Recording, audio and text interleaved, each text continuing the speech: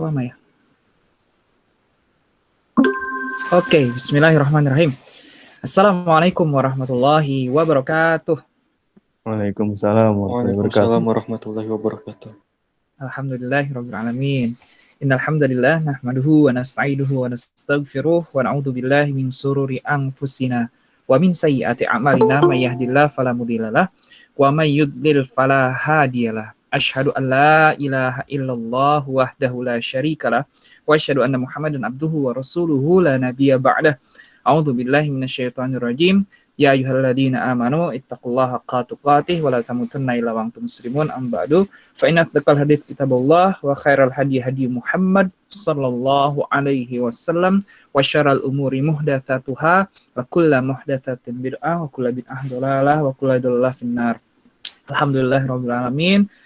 Sebelumnya akan ucapkan terima kasih kepada panitia pengurus yang alhamdulillah sudah berupaya sangat maksimal untuk bisa mengistiqomahkan kajian kita setiap hari Kamis jam 16. Semoga ini jadi salah satu amalan andalan teman-teman yang bisa yang bisa mengetuk pintu ridho Allah. Ini sebagai salah satu bukti gitu ya. Ya Allah, ini bukti teman-teman yang kalau misalnya waktu dulu mungkin teman-teman pernah dengar ada kisah ya, ada 3 orang yang terkurung dalam gua gitu ya. Akhirnya mereka tanda kutip bertawasul dengan amalan yang sudah mereka lakukan gitu. Dan alhamdulillah akhirnya pintu gua yang asal tertutup itu akhirnya bisa terbuka. Dan ya semoga teman-teman pun bisa amalan ini bisa jadi salah satu yang seperti itu gitu ya.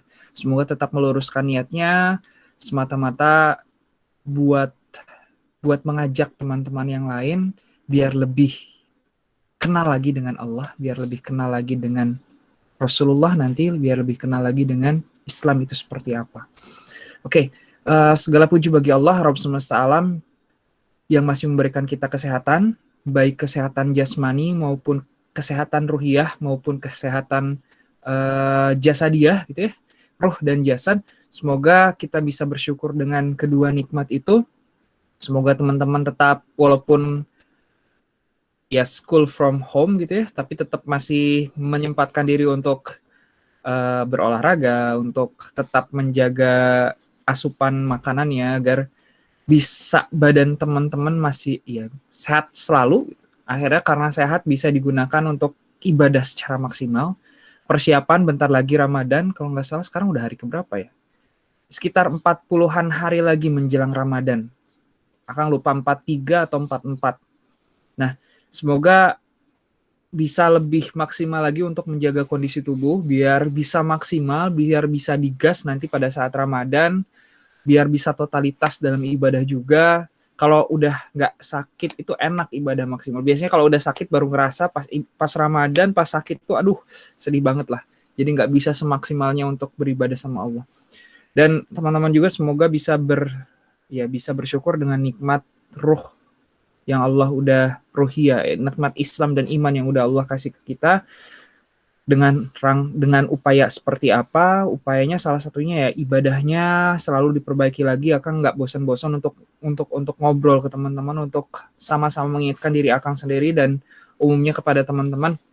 Yuk sama-sama tingkatin lagi kualitas ibadah kita, kualitas sholat kita gitu ya. Karena disitulah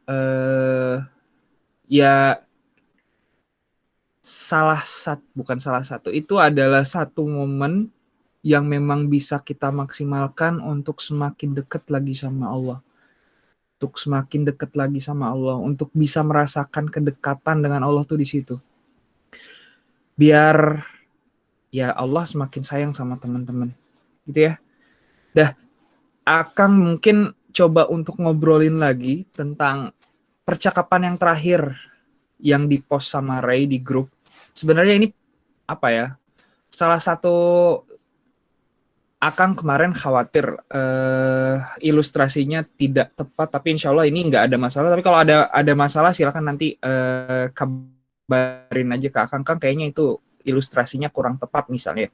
Tapi karena memang nggak ada, insya Allah ini benar. Jadi gini, di situ di percakapan itu akan ngobrolin ada 3 orang, nggak sebenarnya 2 orang ya, yang 3 orang mah cuma tinggal yuk kita gabung di KIT hari ini. Ini adalah salah satu tema yang sangat penting dari keseluruhan tema, dari keseluruhan topik yang ada di KIT gitu, tentang hak Allah dan hak hamba. Makanya di situ akan coba untuk mengilustrasikan gitu ya, ketika teman-teman masuk ke SMA 20, ada hak dan kewajiban yang harus teman-teman lakukan. Iya kan? Kewajibannya mungkin kalau saya akan nggak tahu nih sekarang apakah gratis atau enggak, tapi dulu akan biasanya setiap bulan itu selalu bayar. Gitu ya. Karena kalau nggak bayar ya nggak bisa, kalau apalagi kalau nggak dapat beasiswa ya nggak bisa sekolah di situ gitu ya. Kalau udah bayar akhirnya itu adalah kewajiban kita. Ketika kita melakukan kewajiban kita, maka sekolah akan memberikan hak kita, gitu ya. Sama seperti itu. Itu dimanapun. Ya kalau di sekolah kayak gitu ya, iuran bulanan, udah gitu teman-teman nggak bisa sembarangan masuk ke sekolah, khususnya di SMA 20. Ada seragam-seragam yang, Senin itu apa, Selasa, Rabu, apa, Kamis, apa, Jumat, apa, dan teman-teman harus ikuti. Ketika tidak diikuti, akan ada sanksi dari sekolah. Itu clear dan jelas. Terus ada jam masuknya juga. Kalau udah nggak masuk jam sekian, ya udah nggak bisa masuk. Misalnya ada beberapa guru yang yang ketat seperti itu. Atau misalnya masuk ke sekolah juga ya nggak bisa sembarangan kan. Pulang nggak bisa sembarangan walaupun misalnya masing-masing guru dan kelas misalnya punya kebijakan masing-masing. Kalau di akhir-akhir ternyata udah beres, harusnya pulang jam 2 tapi setengah 2 beres kan teman-teman juga udah bisa pulang ya. Tapi tetap itu ada aturannya. Selama guru tidak membolehkan ya teman-teman nggak bisa keluar asal keluar masuk, nggak bisa sembarangan. Ada hak, ada kewajiban, gitu ya. Atau misalnya gini, ya kalau misalnya di rapot ya, untuk dapat nilai rapot berarti harus ngapain? Ya harus lulus, bukan harus lulus. Untuk dapat nilai rapot yang baik, tanda kutip lulus, berarti apa yang harus teman-teman lakukan? Teman-teman harus mengikuti semua rangkaian belajar dari awal sampai akhir, gitu ya. Teman-teman harus ikut tes-tesnya, ada UTS gitu ya, ada UAS gitu. Aku nggak tahu bahasanya sama nggak sih UTS dan UAS untuk sekarang. UTS ada UAS gitu ya. Yang teman-teman harus dapat nilai yang baik. Kalau nilainya nggak baik, ya udah teman-teman bisa jadi nggak lulus. Atau bisa jadi harus remedial sampai lulus baru ya bisa naik kelas akhirnya gitu ya. Dan rapot ini dipergunakan sekali lagi untuk naik kelas gitu. Semester 1, semester 2. Nah, semester 2 nanti bisa nggak sih naik dari kelas 1 sampai kelas 2? Di kelas 2 bisa nggak sih dari kelas 2 naik ke kelas 3. Ini semua ada aturannya, dievaluasi gitu ya. Nah, maka sebenarnya kalau misalnya itu aja seperti itu gitu ya. Di pertemuan kemarin kita udah belajar dan sudah ngeh bahwa sebenarnya ada suatu zat yang luar biasa dan akhirnya zat itu siapa? Zat itu adalah Allah. Ketika kita tahu ada suatu zat yang luar biasa dan zat itu Allah, zat yang menciptakan semesta alam, zat yang membuat aturan di alam semesta gitu ya. Mau itu hukum gravitasi, mau itu hukum kolom, mau itu gaya apapun, gaya gesek, gaya pegas segala macam itu buatan Allah semua. Udah buat nih macem-macemnya gitu ya. Berarti kan tergantung ya sebenarnya kita nggak tahu nih zat tersebut Allah Azza wa Jalla pengennya apa gitu ya. Pengennya apa? Mungkin akan coba ilustrasiin lagi nih. Teman-teman tuh ya walaupun teman-teman nggak kerja tapi kebayang lah misalnya gini. Ketika teman-teman mau kerja, mau PNS misalnya. Banyak orang-orang yang pengen jadi PNS misalnya. Ketika mau jadi PNS, orang-orang itu sampai apa ya namanya? Sampai habis-habisan untuk belajar gimana tes PNS itu, belajar habis-habisan gitu ya. Udah gitu setelah tes baru mereka bisa masuk ke PNS. Ketika udah di PNS, ada aturan-aturan yang tidak boleh dilakukan oleh seorang PNS. Contoh kalau misalnya apa ya? Kalau misalnya dia sudah jadi PNS nggak boleh tanda kutip berafiliasi dengan partai politik tertentu misalnya. Itu aturan. Kalau dia melanggar berarti dia melanggar kode etik karena dia udah ada sumpah. Bayang ya. Ketika dia melanggar maka banyak hal misalnya ada hukuman, ada apa? Tapi poinnya adalah ketika kita memasuki wilayah tertentu secara natural yang ada sekarang di dunia ini gitu ya, di Indonesia khususnya, pasti ada aturan-aturan yang mengekang di sana. Ya, ada yang mengekang. Ya, kalau kamu mau masuk, ya kalau kamu mau di dunia politik ya jangan jadi PNS lah, silakan cari yang lain gitu. Kalau kamu jadi pengusaha ya bebas, kamu mau ngapa-ngapain gitu kan ya. Tapi kalau kamu udah mau masuk PNS, maka ada aturan-aturan yang nggak boleh kamu lakukan. Kayak Akang misalnya, Akang dosennya bukan dosen PNS. Karena Akang bukan dosen PNS, Akang bebas, Akang diperbolehkan untuk punya perusahaan sendiri. Tapi ketika jadi dosen PNS, ada aturan-aturan yang tidak memperbolehkan gitu. Ya kan? Konsekuensi Akang ketika sudah masuk, misalnya jadi PNS ya harus ikutin. Ketika Akang memang jadi PNS ya Akang nggak boleh punya perusahaan. Tapi ketika Akang nggak jadi PNS ya bebas dong Akang mau melakukan apapun karena memang nggak ada aturan itu. Bang ya. Nanti akhirnya ada kaidah yang Akang sebut-sebut di kemarin tuh. Segala sesuatu ibadah itu haram, nggak boleh dilakukan kecuali yang diperintahkan. Segala muamalah itu halal, silahkan kalian boleh lakukan kecuali yang diharamkan. Nah, nanti arahnya ke sana. Tapi balik lagi ke yang tadi. Oke, tapi intinya ketika kita tuh dimanapun pasti punya hak dan kewajiban. Ketika kalian siswa, punya hak dan kewajiban siswa. Ketika kalian jadi mahasiswa, punya hak dan kewajiban mahasiswa. Ketika kalian bekerja di perusahaan apapun, kalian juga punya hak dan kewajiban. Ketika kalian jadi orang tua, misalnya nanti ada yang jadi suami, jadi istri, misalnya suami dulu. Kalian punya kewajiban ada hak dan kewajiban ke anak dan istri. Ada hak dan kewajiban. Kalau yang istri ada hak dan kewajiban ke suami dan anak. Baik ya? Berarti yes, defaultnya itu ketika kita menjadi sesuatu gitu ya. Ketika kita menjadi sesuatu itu ada hak dan kewajibannya. Defaultnya seperti itu. Nah, Kang pengen ngasih tahu alur berpikirnya ya. Nah, yang pertama itu kita mencoba untuk berkontemplasi. Oh iya benar ya kayak gitu. Oh benar kayak gitu. Nah, cuman masalahnya benar atau tidak sih cara berpikir kita. Nah, harus kita validasi gitu. Tahu ngerti validasi? Validasi itu harus kita cek benar nggak sih cara berpikir kita. Ceknya di mana? Di Quran dan di Sunnah. Bang ya. Karena bisa jadi ya tadi Allah itu bilang Allah berbeda dengan makhluknya. Tapi maksudnya konteks berbeda dengan makhluknya itu apa gitu? Di porsi yang mana? Kayak barusan. Sebenarnya kan barusan juga kan tanda kutip malah bisa jadi menyamakan cara berpikir kita sebagai manusia dengan kita menganggap Allah itu seperti itu juga gitu ya. Nah, poinnya adalah ketika awal kita berpikir seperti itu, ya kita cek dan recheck. Benar nggak sih? Benar nggak sih? Gitu. Karena balik lagi, Akang udah ngobrol kemarin, Allah itu goib. Allah itu goib. Kita nggak bisa langsung ngobrol sama Allah. Kita nggak bisa komunikasi sama Allah. Kita nggak bisa nanya langsung sama Allah. Tapi alhamdulillah Allah sudah memberitahukan firman-firmannya, bocoran-bocorannya, baik tentang yang goib maupun tentang bagaimana hidup di dunia melalui apa? Melalui firman-Nya yang diwahyukan kepada Rasulullah Shallallahu Alaihi Wasallam dan ada sampai saat ini dan kita pegang gitu ya Al-Quran. Gitu. Kita tinggal cek. Oh ternyata bukan oh ternyata. Apakah benar atau enggak sih cara berpikir kita? Kan asumsinya gitu dulu ya. Oh iya ya, kita udah tahu nih. Di awal kita nggak tahu.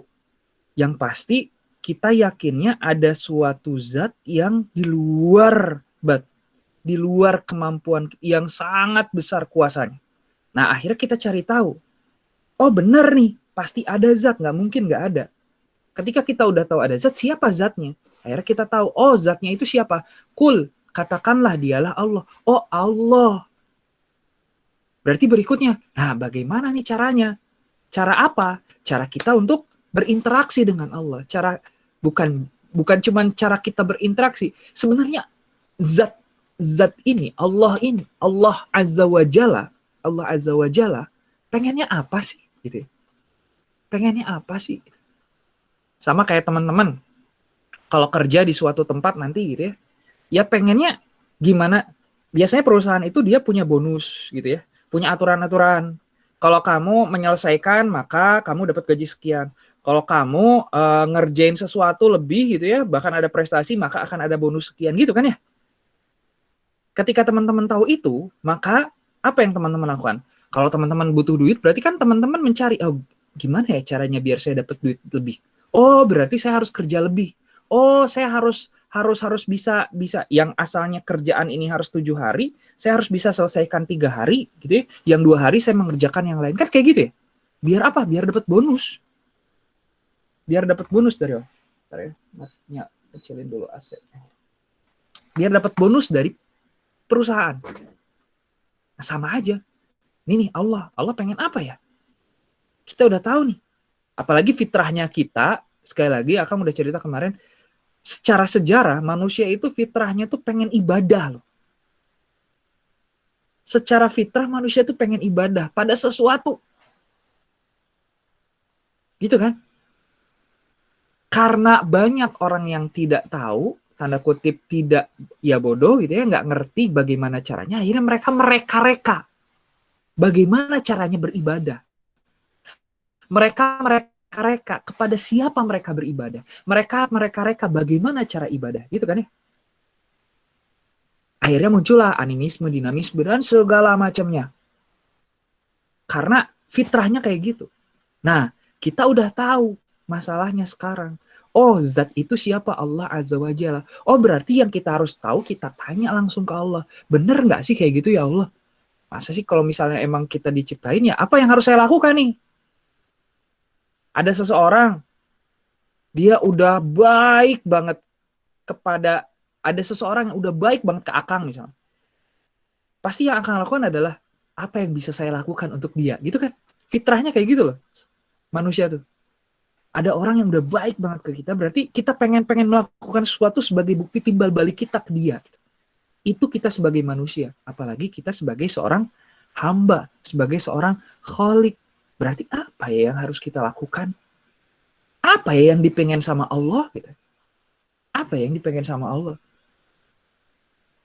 Tuh, Akang kasih lagi contoh satu misalnya. Waktu dulu, Akang tuh fisika sama Bu Yani. Bu Yani itu suka banget sama soal-soal dari Pak Yohanes Surya. Jadi beliau tuh suka bikin kuis. Jadi ada ujian tengah semester, lupa Akang, sebut saja lah, ada UTS sama ada UAS. Nah, di antara itu suka ada kuis. Suka tiba-tiba, oke, sekarang udah beres, apa namanya, babnya udah beres. Akhirnya sekarang ada soal nih, gitu. Ayo, siapa yang bisa ngerjain? Pak, cepet-cepet, gitu. Ketika udah nulis soalnya, oh, ngacung. Berapa? Kalau misalnya bisa langsung +1. Akhirnya nilai akhir ditambah. Pasti kan kita tahu, oh iya UTS saya jelek nih. Berarti kalau udah jelek, berarti saya harus banyak nih ngacung. Biar apa? Biar memperbaiki nilai gitu kan? Ya nggak? Aturannya udah jelas. Oh Bu ya, ini aturannya kayak gini. Gitu. Karena aturannya udah jelas, kita jadi kebayang. Ketika saya pengen nilai bagus, apa yang harus saya lakukan? Dan saya lakukan itu kan. Nah, balik lagi. Oke. Allah Azza wa Jalla, kita pengen tahu Allah Azza wa Jalla itu pengennya apa sih? Pengennya apa sih? Biar apa? Biar kita aman. Biar kita selamat. Biar, tanda kutip ya, kalau bahasa Akang di KIT yang semester lalu, biar memastikan bahwa kita bisa masuk ke syurganya Allah, tanda kutip. Karena semua orang Islam itu pasti masuk ke syurga. Dengan atau tanpa hisab. Jadi ada 3 cara. Tanpa hisab, dengan hisab. Nah, dengan hisab ada 2 cara lagi. Jadi, tanpa hisab dan dengan hisab. Yang tanpa hisab ya udah langsung masuk syurga kan ya. Kalau yang tanpa hisab, dia ada 2 cara. Langsung masuk setelah dihisab, oh amalan baiknya banyak, berarti dia langsung masuk surga. Oh amalan baiknya sedikit, maka dia cuci dulu di neraka. Tapi akhir-akhirnya ketika ada la ilaha illallah Muhammad Rasulullah dalam hatinya, nanti yang ini tuh setelah dicuci itu dimasukkan ke surga. Oke? Nah, itu kan bocoran-bocoran ya. Nah, yang sekarang ini berhubungan dengan itu. Kita akan ngobrolin tentang hak Allah, hak hamba. Ini bukan asumsi, ini langsung dikabarkan oleh lisannya Rasulullah Shallallahu Alaihi Wasallam. Oke, sebelum kita masuk ke materi tentang itu, ini akan review dulu ya. Jadi ma'rifatullah itu ada, kita sudah belajar makna, kita sudah belajar bagaimana cara kita mengenal Allah, kita sudah, ini yang sekarang mengapa kita harus beribadah sama Allah dan apa hak Allah, hak hamba. Oke, yang kemarin ini la ilaha illallah, ditaati, tidak durhakai dan segala macam, akan review, diamkan sejenak, silahkan kalian perhatikan. Udah gitu, nah ada Rob ini ada untuk Allah, untuk selain Allah. Kalau al-ilah ini adalah pemaknaan, gitu ya. Tanya ke hati, sebenarnya kita menaati, sebenarnya kita durhaka nggak sih? Sebenarnya kita segan nggak sih sama Allah? Sebenarnya kita memuliakan Allah nggak sih? Sebenarnya kita cinta nggak sih? Nah, kalau semuanya itu untuk Allah, cintanya Allah, kita muliakan Allah, kita menaati Allah, maka Tuhan kita adalah Allah. Kalau bukan, berarti Tuhan kita bukan Allah. Nah, kalau Rob ini, sekali lagi, ini adalah dari ucapan. Maka Rob ini ketika disandingkan dengan nama-nama ketuhanan gitu ya, makhluknya Robbul Alamin, Robbal Alamin. Ada Robba, ada Alamin. Alamin ini semesta alam. Maka Rob ini artinya jadi Tuhan semesta alam. Tapi kalau ada Robba dengan bait, bait itu adalah rumah, ya. Robbul bait berarti jadi tuan rumah, bukan Tuhan rumah. Nah, maka ketika doa teman-teman ayo diperbaiki lagi, jangan cuma berdoa itu Rob ya Rob. Oh, kalau pakai ya boleh lah. Rob. Nah, itu yang nggak boleh. Rob ini apa maksudnya? Nggak jelas gitu ya. Perbaiki. Nah, berikutnya cara-cara mengenal Allah kita udah bahas dari ayat-ayatnya, semestanya, dari kita, dari makhluknya, dari jin, segala macam, dari hewan, atau ada ayat-ayat syariah. Oke. Dan kemarin kita udah bahas ada fenomena terkabulnya doa. Mungkin teman-teman punya cerita masing-masing gitu ya, yang mungkin nggak diketahui sama orang-orang juga.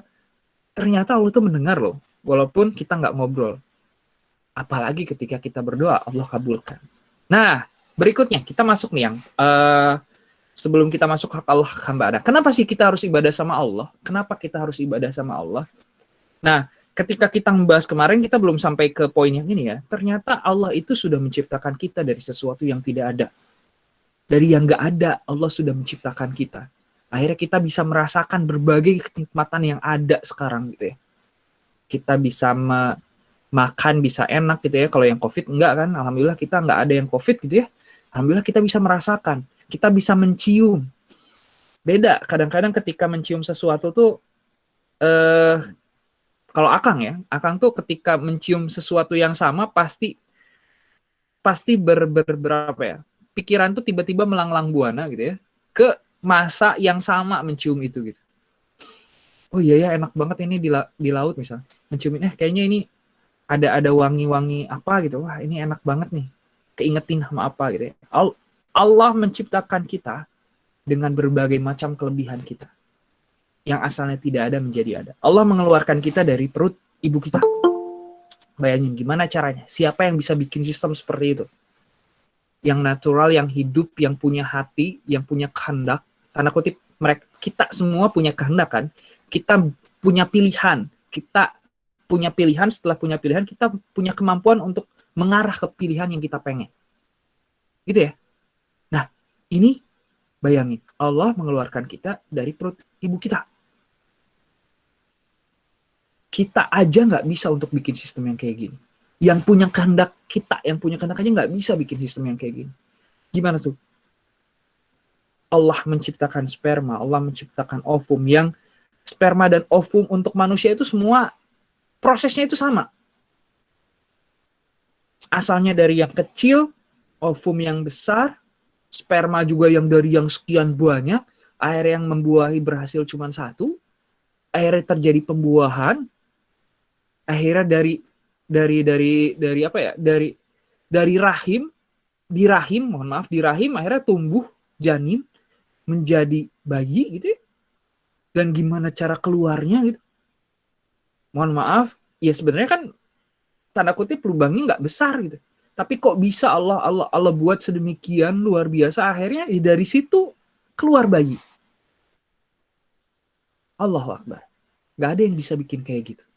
Oh iya ya, berarti ini Allah proses penciptaan yang kita tahu aja gitu ya. Ini tanda bahasa kerennya sangat amazing. Nggak ada yang bisa bikin itu. Allah yang membesarkan kita. Asal dari bayi, tanda kutip, moy gitu ya. Tulang-tulangnya nggak kuat, akhirnya benar-benar menjadi kita yang seperti sekarang. Kalau ya ini tuh keras gitu. Bahkan bisa dipakai buat bela diri kan gitu. Allah membesarkan kita dari sesuatu yang lemah kok bisa menjadi yang kuat. Berarti Allah menciptakan itu. Allah menciptakan aturan itu. Allah menciptakan makhluk seperti itu gitu. Allah memberikan kita kekuatan dari yang asalnya lemah menjadi kuat, nanti akhirnya lemah lagi. Itu yang bikin siklusnya Allah. Allah yang memberikan rizki. Setiap orang udah ada rizkinya. Asal diusahain. Asal ikhtiar dan doa. Kalau doa doang ya salah. Allah tidak. Allah bikin aturannya bukan seperti itu. Dikabarkan melalui Rasulullah SAW. Yang dilakukan oleh Rasulullah SAW bukan berdoa ketika perang Badar, ya Allah hancurkan mereka. Bukan. Yang Rasulullah SAW lakukan adalah berdoa dan ikhtiar. Gimana caranya biar 100 bisa menang dibandingkan dengan 300. Baik dari jumlah kalah jauh, baik dari segi persenjataan kalah jauh. Tapi kok bisa menang? Karena Allah sudah menjamin rezekinya. Allah sudah menjamin takdirnya. Yang penting usaha dan ikhtiar. Dengan nikah nggak usah takut, misalnya teman-teman nanti, wah saya belum kerja apa, nanti kalau teman-teman udah lulus kuliah, ya nggak perlu mikirin itu. Yang penting saya yakin saya bisa usaha, saya benar-benar bisa bertanggung jawab untuk yang laki-laki itu. Udah gitu, bismillah lah haula. Allah yang ngatur rezeki semua. Yang penting kamu usaha. Karena anak kita udah ada rezekinya, istri kita udah ada rezekinya. Tapi bukan berarti diam aja ya, sekali lagi bukan berarti diam, tapi diusahakan. Akhirnya nanti rezeki itu datang. Dan Akang share juga ini salah satunya ya kondisi Akang gitu. Ya kebayang waktu dulu kerja tuh dari yang gajinya sangat besar tiba-tiba pindah ke yang gajinya sepertiganya. Sepertiganya. Pas udah punya istri, pas udah punya anak. Tapi air rezeki mah ya udah diatur Allah sampai sekarang alhamdulillah. Ada aja rezeki itu dari yang enggak disangka-sangka lah. Oke. Berikutnya Allah yang menjadikan kita mencintai lawan jenis. Rasa dalam hati tiba-tiba punya kecenderungan ke lawan jenis. Itu rasa itu apa gitu? Apakah rasa atau cinta itu sesuatu yang punya wujud? Itu rasa. Tapi Allah menakdirkan manusia itu punya rasa. Bukan cuman punya jasad, tapi punya ruhnya iya, tapi punya pikiran juga ya. Maka ada 3 komponen. Ruh, jasad, dan akal. Kita punya 3. Kalau binatang nggak punya akal kan, cuman ruh sama jasad aja. Kita punya 3-tiganya.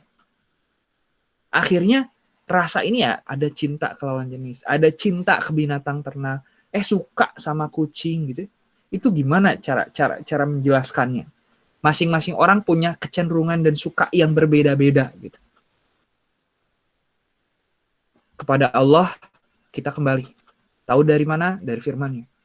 Banyak orang-orang yang bukan Islam, mereka nggak meyakini bahwa ada kehidupan setelah kematian.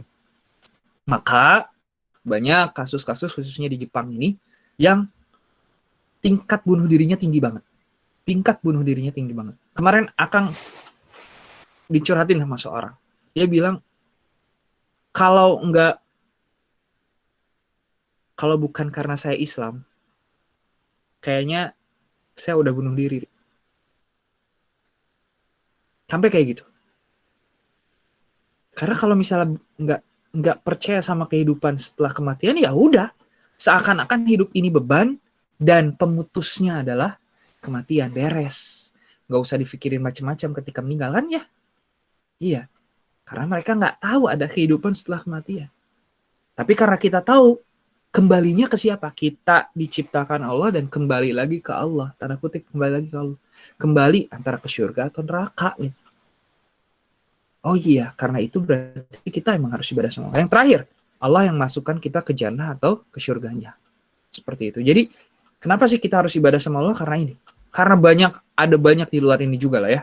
Tapi poinnya adalah segala sesuatunya udah Allah atur, udah Allah kasih ke kita. ya berarti kita otomatis ya harus ibadah sama Allah. Sama aja kayak waktu dulu pada saat perbudakan ya, budakan ada. Yes, si budak ini ya tanggung jawab si majikan, dikasih apapun ya sama si majikan. Makanya si budak ini ya benar-benar jadi mengabdi, mengabdi sama majikannya. Abdi. Waktu dulu di Indonesia juga di kerajaan-kerajaan kan ada yang kayak gitu ya, abdi yang benar-benar udah pokoknya mah saya ke tuan saya gitu. Maka kita ya tadi sebagai makhluk ya kita harus mengabdi totalitas sama Allah. Allah pengennya apa, Allah sukanya apa ya kita lakukan walaupun itu kita nggak suka. Nah nanti kita akan bahas ini di pembahasan tentang al-wala wal bara, syahadatain. Nanti kita akan bahas setelah kita bahas ma'rifatullah, kita bahas ma'rifatul rasul, baru kita akan bahas syahadatain. Syahadatain tentang yang al-wala wal bara. Apa itu al-wala wal bara? Intinya adalah mencintai apa yang Allah cintai dan membenci apa yang Allah benci. Mungkin kemarin ini salah satu sharing juga ya kayak kemarin. Setelah menikah itu kehidupan setelah menikah itu tidak seindah yang dibayangkan oleh orang-orang yang belum nikah maupun orang-orang yang pacaran. Gitu ya. Gak ada orang yang benar-benar sama. Maka pasti akan ada konflik. Pasti akan ada konflik. Salah satu yang bisa menanggulangi konflik, salah satu yang utama yang bisa menjaga agar pernikahan ini tetap langgeng, mungkin orang tua teman-teman juga apa yang dilakukan? Cinta. Tumbuhkan rasa cinta itu terus-menerus setiap dari waktu ke waktu. Akang sering juga diskusi, Akang sering debat sama istri juga. Oh, bukan debat lah, diskusi lah ya, diskusi. Ketika ada sesuatu ya Akang yakin itu benar ya pasti Akang yakin itu benar. Setelah berjalannya waktu, Akang mikir ya nggak beres ini kalau kayak gini. Nggak beres ini kalau kayak gini. Akhirnya suka akhirnya malah jadi nggak mau ngalah Akang. Maka Akang ngobrol ke istri. Kalau ada suatu masalah gitu ya, kalau ada suatu problem yang kita butuh diskusi. Kalau saya udah jelas, saya nggak mungkin berubah. Misalnya ya, saya udah tahu pasti ke kanan, karena saya yakin kanan ini yang terbaik. Aku termasuk yang keras. Kalau udah tahu itu pasti ke kanan ya ke kanan. Gitu ya. Kalau ngobrolin tentang itu, kanan kiri ini bukan baik atau buruk ya. Karena kalau dalam muamalah itu, dalam keseharian itu kan ada beberapa opsi ya. Misalnya contoh, rumah mau bersih atau mau rapih atau enggak gitu ya. Piring ketika udah makan langsung dicuci atau enggak, itu kan mau dicuci atau enggak dicuci itu opsi ya. Enggak ada yang enggak mau dicuci langsung atau dicucinya nanti ditumpuk dulu sore-sore baru cuci, itu kan opsi ya, bukan baik dan buruk gitu ya. Tapi ketika Akang sudah yakin bahwa oh yang terbaik adalah ini dan langsung dicuci gitu ya, pasti Akang akan mempertahankan itu. Ini contoh aja ya, pasti Akang akan mempertahankan itu.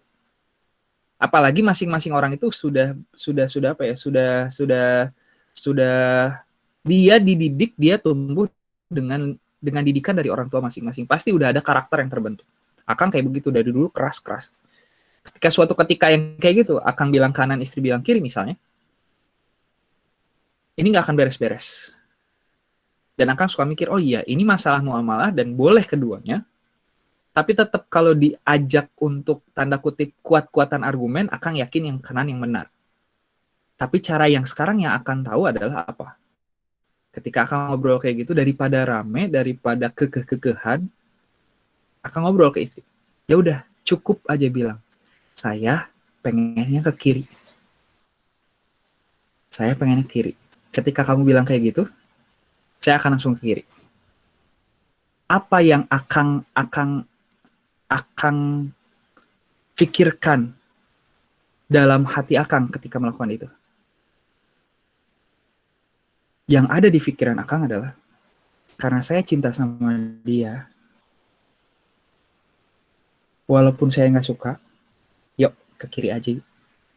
Kebayang ya? Rasa cinta itu harus bisa ke level itu, apalagi sama Allah. Kadang-kadang kita menyukai sesuatu, fitrahnya kita suka. Laki-laki tuh fitrahnya suka perempuan. Apalagi kalau tanda kutip ternyata memang indah di pandangan dia. Fitrahnya kayak gitu. Tapi karena tahu Allah nggak suka, karena tahu Allah minta kita untuk menundukkan pandangan, walaupun kita suka, tapi kita tundukkan pandangan. Kebayang ya? Kita suka akan sesuatu, tapi karena kita cinta sama Allah, yang Allah bilang sesuatu yang kita cinta itu tidak baik, maka kita mencoba untuk menjauhkan diri yang tidak dari yang kita cintai itu menuju ke yang Allah cintai. Itulah cinta. Itulah muhabbah. Berat. Butuh perjuangan, butuh proses, tapi targetnya itu. Mencintai yang Allah cintai dan membenci yang Allah benci. Kenapa ini balikan ke yang kayak gitu? Nah, karena kita lagi ngobrol ini, kita ibadah sama Allah, maka ketika kita tahu Allah sudah melakukan banyak hal kepada kita, otomatis ya mau nggak mau ya berarti kita harus ibadah sama Allah. Kita harus ibadah sama Allah. Kita harus mempersembahkan yang terbaik dari kita untuk Allah. Caranya gimana? Melalui cara-cara yang Allah sukai dan cintai. Apa itu? Nih. Ini bocoran nih. Ini bocorannya. Akang sengaja tulisin bahasa Arabnya di sini. Akang baca artinya ya di sini ya. Jadi ini adalah pertanyaan Rasulullah ke Mu'adz. Jadi Rasulullah Shallallahu Alaihi Wasallam itu tiba-tiba bertanya ke Mu'adz, Hai Mu'adz, gitu ya. Hai Mu'adz, tuh ada yang di garis bawahi. Ya Mu'adz, Hai Mu'adz, tahukah kamu apa hak Allah yang wajib dipenuhi oleh hambanya dan apa hak hamba yang pasti dipenuhi oleh Allah? Jadi Rasulullah tuh waktu dulu, ini salah satu cara belajar, cara mengajarkan. Bukan cuman mencekoki loh. Sebenarnya kalau misalnya dibilang, ya pasti Rasulullah yang lebih tahu kan. Kenapa nggak langsung aja, Hai Mu'adz, ini tuh hak Allah yang wajib ini, hak Allah, hak hamba itu ini. Nggak kayak gitu kan. Tapi coba nanya, Hei Mu'adz, tahukah kamu apa hak Allah yang wajib dipenuhi oleh hambanya? Apa hak Allah yang wajib dipenuhi oleh hambanya? Dan apa hak hamba yang pasti dipenuhi Allah? Nah, jawaban Mu'adz apa? Allah dan Rasulnya yang lebih mengetahui. Wais, ini pembelajaran yang luar biasa juga nih. Nggak tiba-tiba asal jawab. Karena dia nggak tahu, karena Mu'adz radhiyallahu anhu tidak tahu, maka jawabannya adalah Allah dan Rasulnya yang lebih tahu. Akhirnya Rasulullah SAW bersabda, hak Allah yang wajib dipenuhi oleh hambanya adalah supaya mereka beribadah kepada Allah saja dan tidak berbuat syirik sedikit pun kepadanya. Sedangkan hak hamba yang dipenuhi oleh Allah, bahwa Allah tidak akan menyiksa orang yang tidak berbuat syirik sedikit pun kepadanya. Clear ya? Ini dari hadis riwayat Muslim. Jadi simpulannya ini. Hak Allah itu apa? Ada dua. Diibadahi dan tidak disekutukan. Hak hamba apa? Ada satu, tidak diazab. Bayang ya? Ini hadis yang penting banget untuk kita jadikan pegangan mulai dari sekarang sampai nanti maut memisahkan kita. Poin penting agar kita tidak diazab sama Allah. Poin penting agar kita tidak dimasukkan ke neraka sama Allah. Poin penting agar kita tidak mendapat siksa kubur. Apa? Yang pertama, ibadah sama Allah. Yang kedua, nggak syirik. Nah, lalu muncul pertanyaan, Kang, terus ibadah teh apa? Terus syirik teh apa?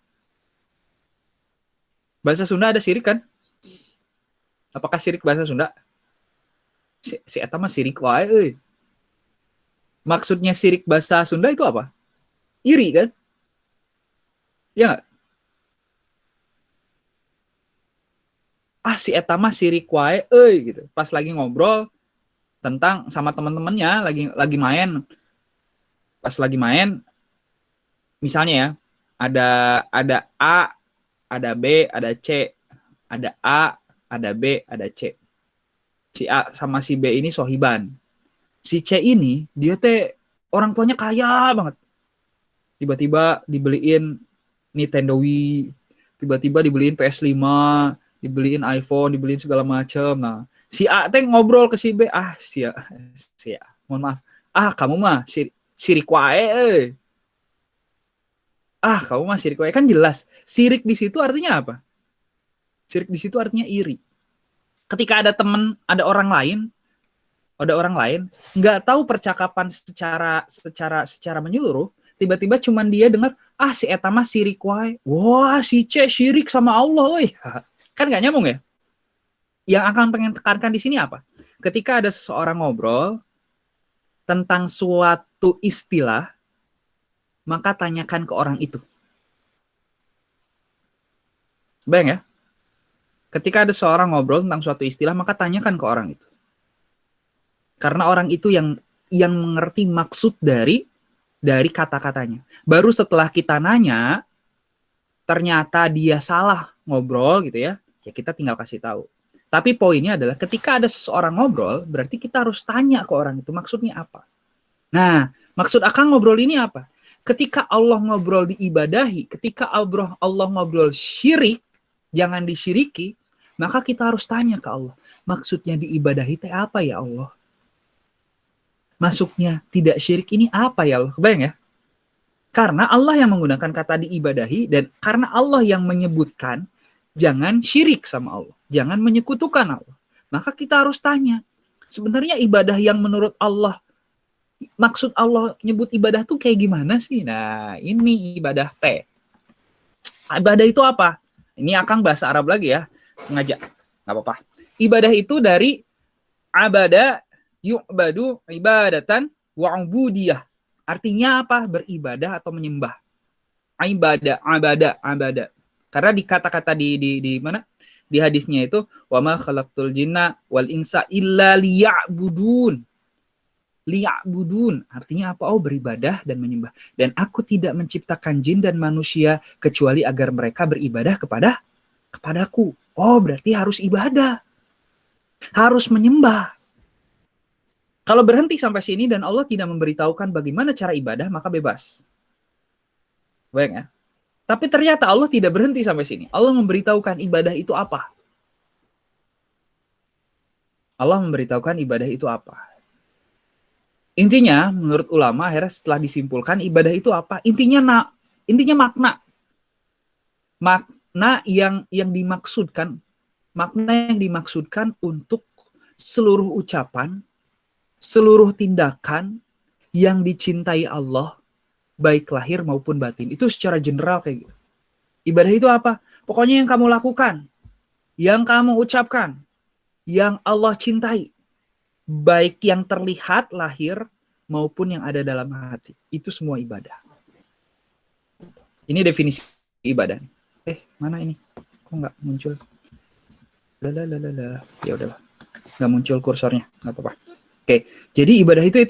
Jadi yang atas ibadatun ini secara bahasa dan secara istilahnya ini yang panjang yang bawah. Al-ibadatu ismun. Nah, ibadah itu apa? Adalah ism, adalah nama. Nama yang meliputi ucapan maupun tindakan yang dicintai baik lahir maupun batin. Ya udah berarti kita bebas dong. Bentar dulu. Maksudnya berarti kita bebas dong beribadah sama Allah. Emang tahu yang dicintai Allah yang kayak gimana? Teman-teman mau nyenengin orang tua. Misal. Tapi teman-teman nggak tahu orang tua kayak gimana. Nggak kenal sama orang tua teman-teman. Asal aja ngasih. Nih Bu, ada coklat. Padahal ibu teh diabetes. Padahal ibu teh, kamu. Udah jelas ibu teh diabetes. Kalah diberi coklat. Ya kan saya suka sama coklat. Karena saya suka sama coklat, ya saya kasih ibu coklat. Ya tuh bisa gitu. Kita harus tahu yang disukai ibu teh kayak gimana. Ibu teh suka kalau kita ajak jalan-jalan berdua, udah gitu makan. Ya udah kita ajak jalan-jalan berdua. Jangan dikasih coklat. Ya udah saya juga kan suka, ya balik lagi itu mah yang kamu pengen cinta, yang pengen pengen kamu senengin siapa? Ibu ya, berarti kita harus tahu dong ibu pengennya kayak gimana. Gitu kan ya? Simpelnya seperti itu. Maka kita harus tahu ibadah itu apa. Nah, ibadah itu syarat diterimanya ada 2. Yang pertama itu harus ikhlas. Ini ada di surat Al-Bayyinah ya, wa ma umiru illa liya'budullaha mukhlishina lahuddin. Intinya padahal mereka tidak disuruh kecuali supaya menyembah Allah dengan memurnikan ketaatan. Ikhlas. Niat melakukan sesuatu itu bukan karena yang lain tapi karena Allah. Pernah dengar ini kan? Pernah dengar hadis arba'in nomor 1. Innamal a'malu binniyat fa innamal likulli imri'in ma nawa. Faman kanat hijratuhu ilallahi wa rasulih fa hijratuhu ilallah wa rasulih. Wa man kanat hijratuhu lidunya yusibuha aw imraati yankihuha fa hijratuhu mahajara ilaih. Itu menceritakan tentang hijrah. Karena waktu dulu pada saat hijrah, orang-orang tuh pada hijrah dari Mekah ke Madinah. Tapi Allah mengungkap apa yang ada dalam hati-hati umat muslim pada saat itu. Ada orang-orang yang memang berhijrah karena Allah dan Rasulnya. Karena Allah memerintahkan hijrah, maka saya hijrah. Karena Allah suka itu, maka saya lakukan itu. Tapi ada orang-orang yang ternyata dalam hatinya, dia hijrah bukan karena Allah. Tapi dia hijrah karena wanita yang dia cintai. Dan di situ Allah sebutkan, ya udah, dia hijrah, ya dapatnya itu aja. Dapat nggak wanita yang dicintai? Dapat. Tapi cuman itu, kata Allah. Maka ketika ibadah harus ikhlas, harus emang karena Allah. Belajar karena apa? Pengen ngebahagiain kayak gini. Waktu itu akan intinya ini sharing aja ya. Nggak ada manusia yang sempurna. Berarti pasti ada beberapa sisi dari ibu Akang maupun dari bapak Akang yang tidak Akang sukai. Oke? Ketika ada itu, pertanyaannya, apakah Akang malah jadi mau marah-marah ke orang tua? Apakah Akang malah jadi mau tidak menghargai orang tua, malah durhaka sama orang tua? Karena ya udah jelas itu masalah gitu. Walaupun sekalipun itu salah, ternyata Allah bilang, wa qadara rabbuka alla ta'budu illa iyyahu wa bil walidaini ihsana inna yablughana indakal kibara ahaduhuma aw kilahuma fala taqul lahumu uff wa la tanharhuma, dan seterusnya. Gak boleh kamu kayak gitu. Sekalipun orang tua seperti apa. Tetap kamu harus baik sama orang tua. Oke. Ketika kita pengen melakukan sesuatu, tapi karena enggak, Allah nyuruh saya baik sama orang tua. Gimana pun caranya. Walaupun orang tua salah. Ya saya harus tetap baik sama orang tua. Caranya gimana? Saya berusaha untuk merubah orang tua dengan cinta. Tapi saya tahu bahwa yang bisa merubah itu Allah. Maka saya usaha dan saya doakan mereka agar mereka berubah. Oh iya, kita tahu orang tua itu seperti ada orang tua yang suka mabuk-mabukan, ada orang tua yang nyuruh sholat tapi dirinya nggak sholat. Ini bukan orang tua Akang rajin. Ada orang tua yang memang nggak sholat misal. Gimana caranya? Nggak jangan, si bapak mah tuh, Allah aja nggak dicintai, ngapain gue cintai sama dia gitu? Nggak bisa gitu. Tetap harus sayang sama orang tua. Gimana caranya kita usaha agar orang tua bisa sholat wajib, gitu ya. Yang kedua, ya berdoa. Kita pengen kesel, bukan kita kesel, kita pengen lagi ini, kita biasa tiba-tiba orang tua nadanya tinggi, tapi kita nggak salah sebenarnya gitu ya. Kita pengen ngobrol, kita pengen nembal, bahasa Sundanya nembal, tapi, Ri, Allah nggak suka itu. Allah nggak suka itu. Istighfar. Daripada ngobrol salah, daripada ngobrol malah menyakiti, dah diam dulu, dengerin dulu, iyahin dulu. Baru setelah tenang, setelah apa, kamu ngobrol. Kebayang ya?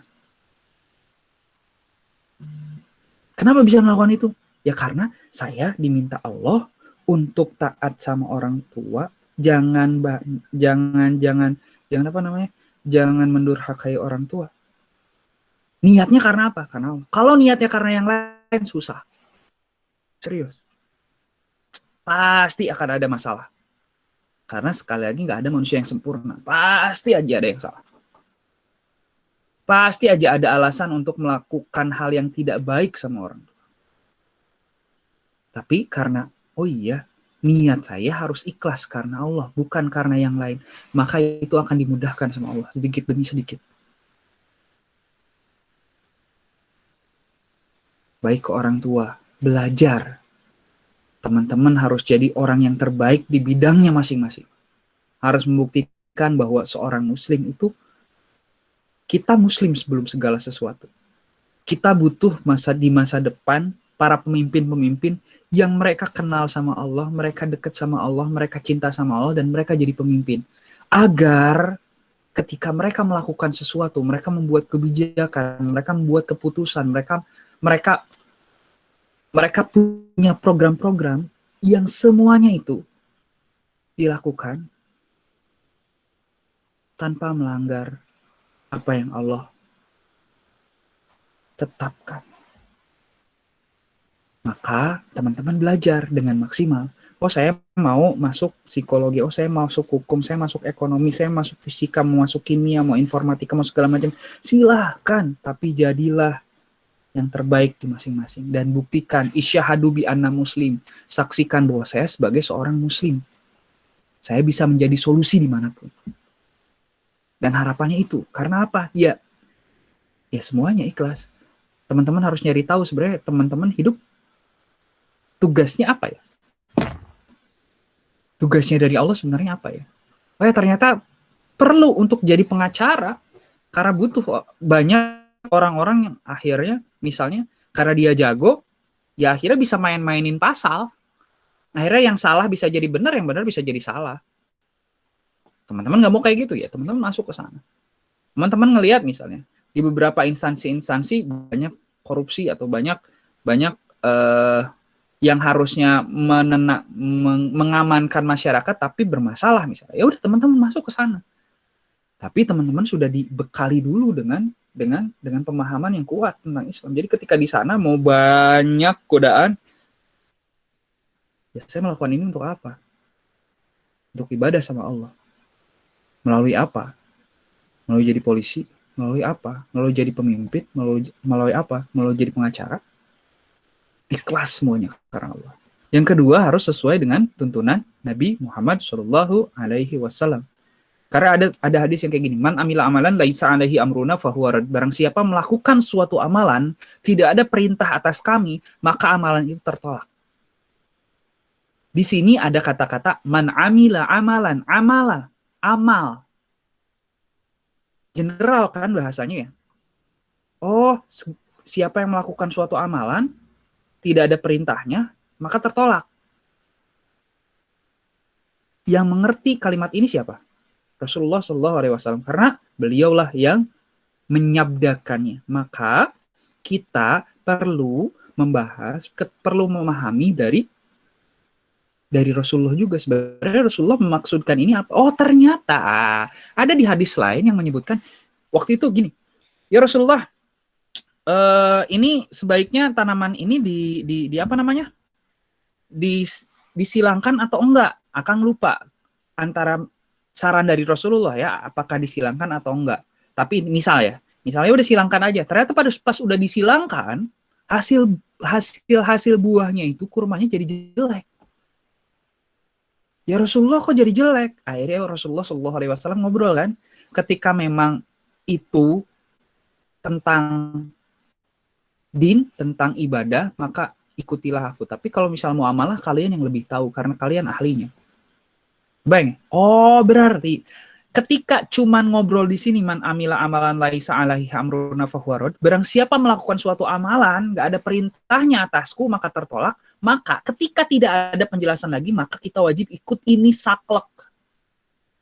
Tapi masalahnya benar nggak ada pertanyaan, nggak ada penjelasan lain. Kita harus cari tahu dulu. Oh ternyata benar nggak ada penjelasan lainnya, udah kita pakai itu. Bayang ya.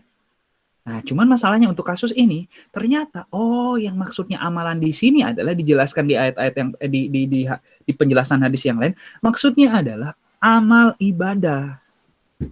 Kalau kata Rasulullah SAW, sholat subuh itu 2 ya 2. Sholat duhur itu 4 ya 4. Kenapa kita sholat maghrib 3 ya? Karena Rasulullah memerintahkannya 3. Kenapa Rasulullah memerintahkannya 3? Karena memang Rasulullah dikasih wahyunya 3 gitu. Maka untuk masalah ibadah nggak boleh sembarangan. Untuk masalah sholat nggak boleh sembarangan. Sholat itu harus sesuai dengan cara-cara Rasulullah SAW. Ini mohon maaf ya, Akang tambahin 5 menit ya, karena tadi telat juga 5 menit.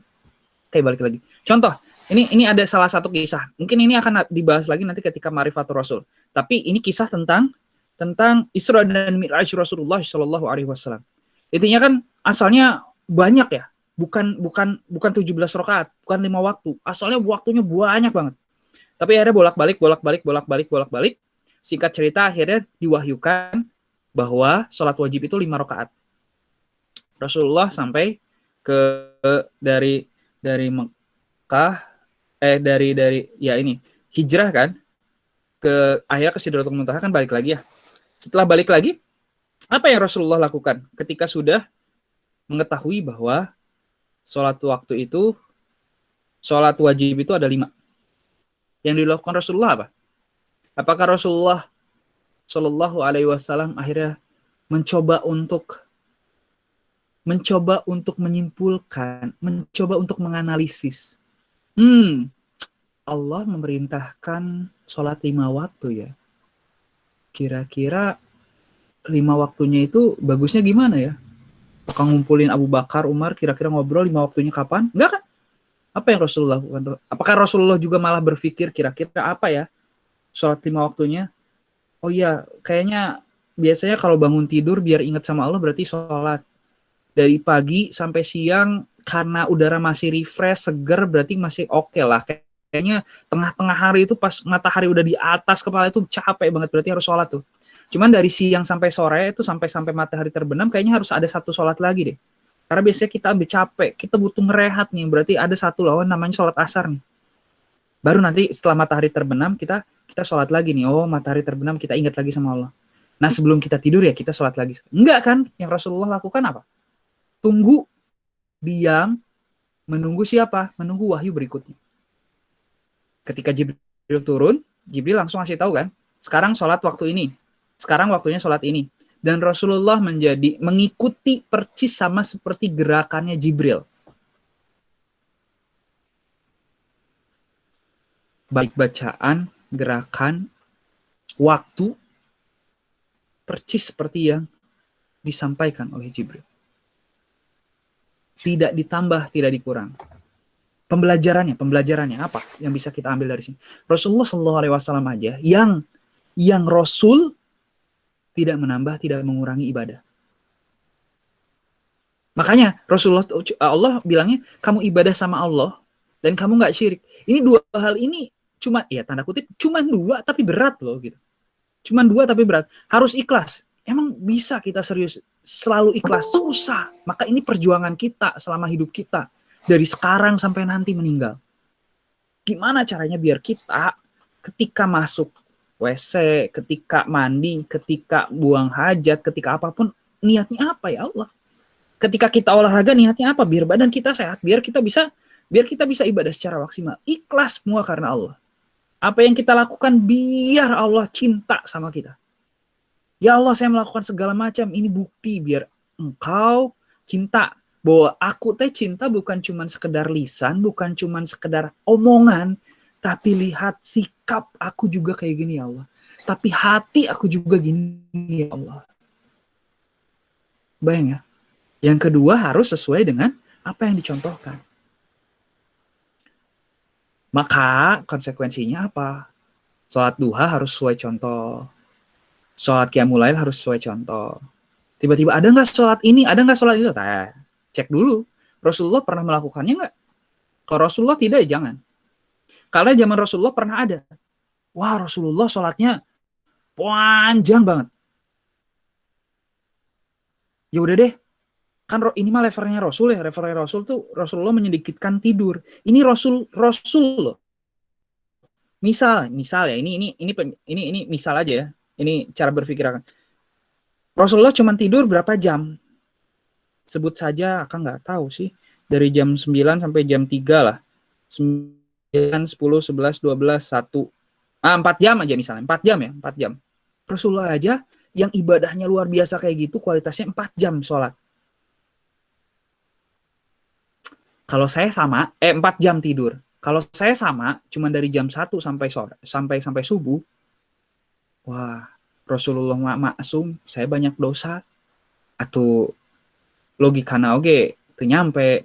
Moal beres engke orang, moal bisa masuk surga. Oh, berarti saya emang gak akan tidur. Langsung ada lagi. Wah, Rasulullah mah ikmal level Rasul, bisa nikah, bisa segala macam, bisa ngurus macam-macam. Saya emang enggak, wah saya emang enggak akan lah, saya mau ibadah terus, nggak mau nikah. Tapi kan akhirnya ditegur kan?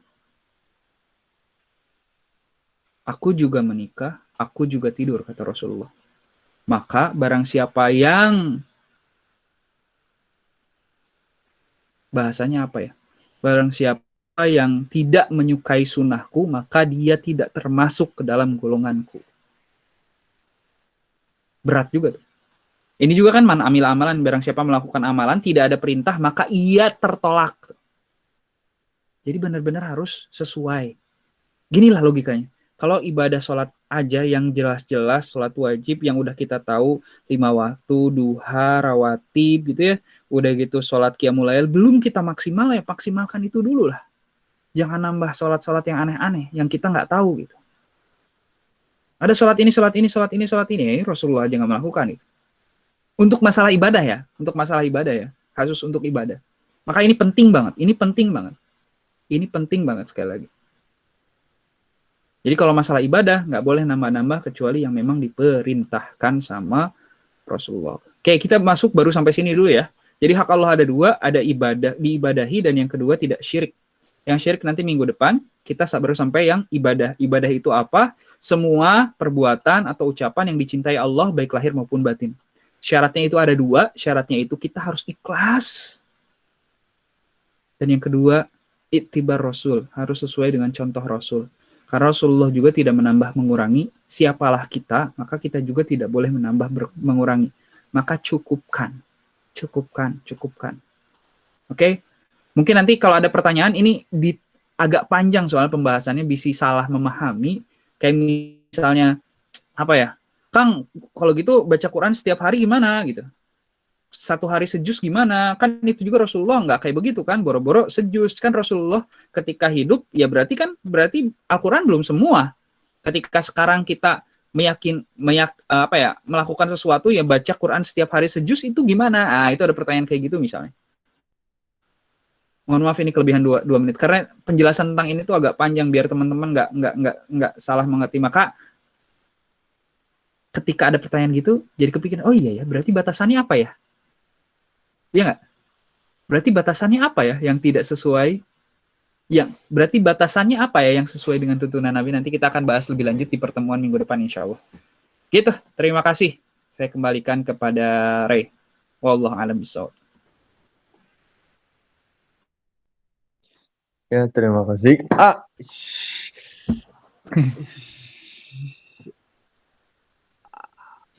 Kenapa? Murahkan HP-nya. Oh, Masya Allah. Aduh. Semoga Terima kasih untuk Kang Hari atas materinya. Akan saya jelaskan sekali lagi secara singkat untuk teman-teman yang baru datang. Kita dari pengurus DKM mengadakan suatu acara yang berhadiah. Teman-teman boleh mengumpulkan poster, kutipan kata, catatan, dan sebagainya yang berbentuk gambar yang berkaitan dengan KIT ke salah satu kontak yang sudah saya tulis di chat, bisa saya di screenshot.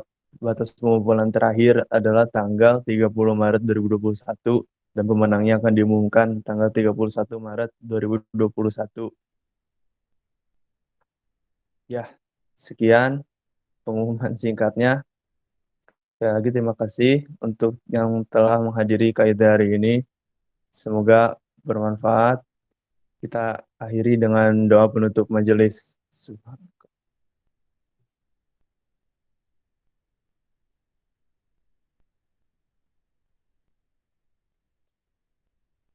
Terima kasih. Assalamualaikum warahmatullahi wabarakatuh.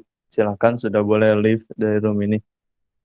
Oh ya tuh, dan kalau ada yang mau nanya, silakan. Saya makan harinya. Terima kasih.